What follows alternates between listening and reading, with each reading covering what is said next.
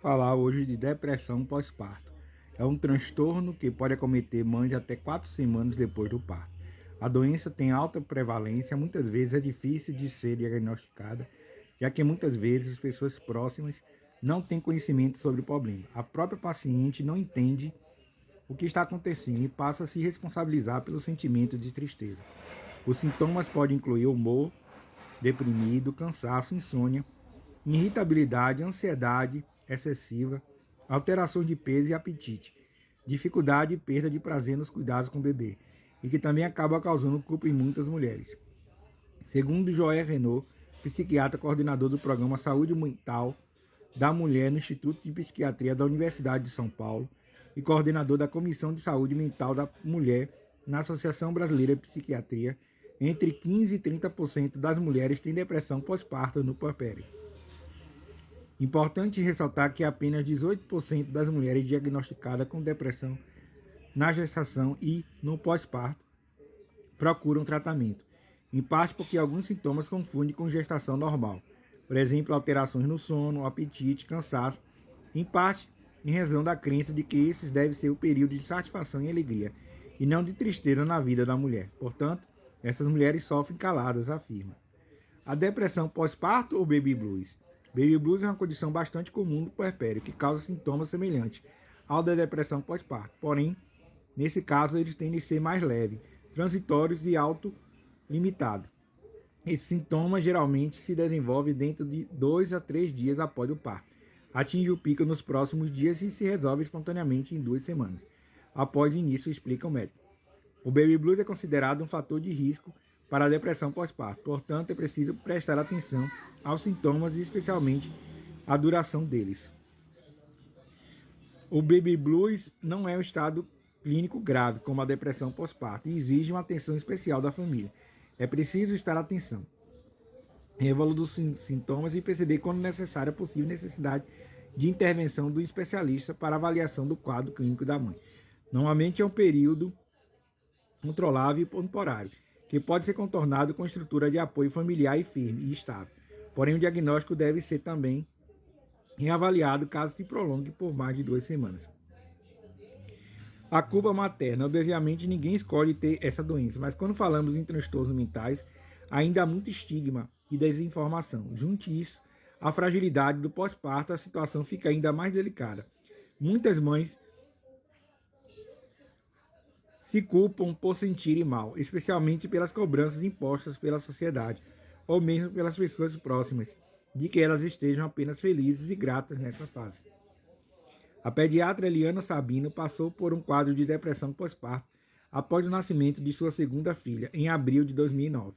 Na época tinha 34 anos, cursava o terceiro período do curso de medicina. Já tinha um filho de 8 anos. A gestação não foi planejada, mesmo assim, foi por motivo de alegria e sem intercorrência. Apesar de ter sido um desafio cansativo conciliar a carga horária longa de aulas com a rotina exigente de uma gestante, ainda assim foi uma alegria inesperada. E aquele amor incondicional me preencheu de novo. Mesmo sendo a segunda gravidez, tudo parecia uma novidade diferente. Conta. O sofrimento de Helena começou pouco depois do parto.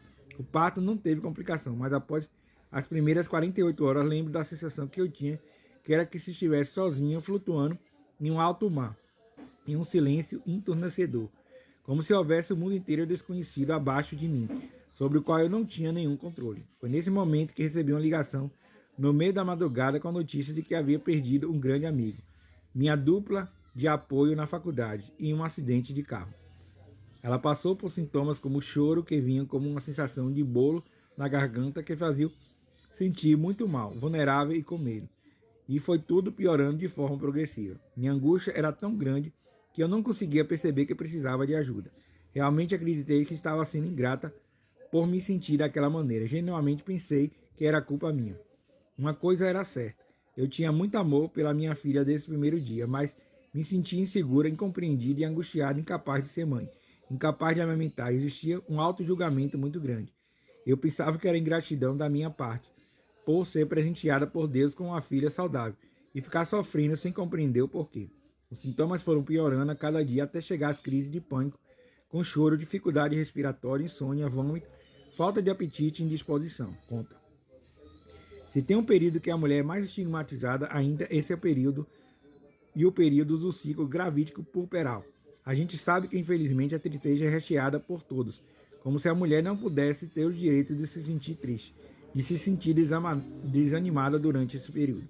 Então é fundamental que sejam feitos, em primeiro lugar, trabalhos de orientação não só à paciente, mas também às familiares envolvidos no tratamento, afirma Dr. Joel.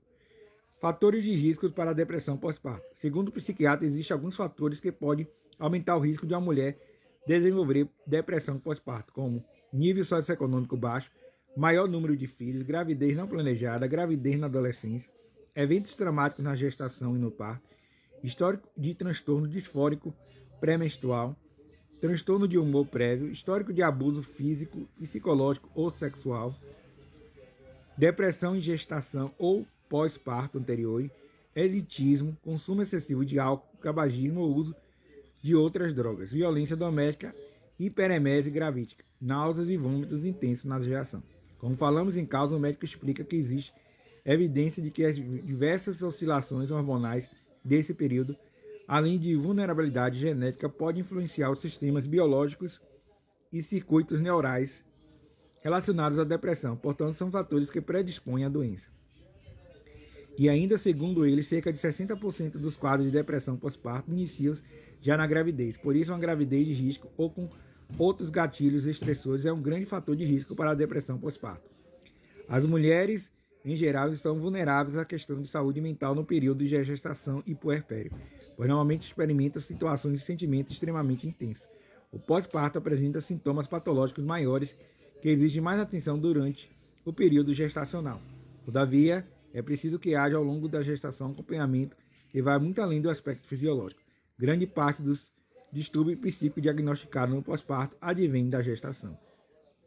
O tratamento para a depressão pós-parto pode ser feito de diversas modalidades terapêuticas. Psicoterapia, que é indicada, para o acompanhamento psicológico para gestantes e puérperas em estado depressivo, busca elaborar junto a ela o trabalho com sentimentos que possam favorecer o estado depressivo e medicação, Aí tem que passar no psiquiatra, no médico, para o médico passar uma medicação que não afete a gravidez. Psicanálise e depressão pós-parto.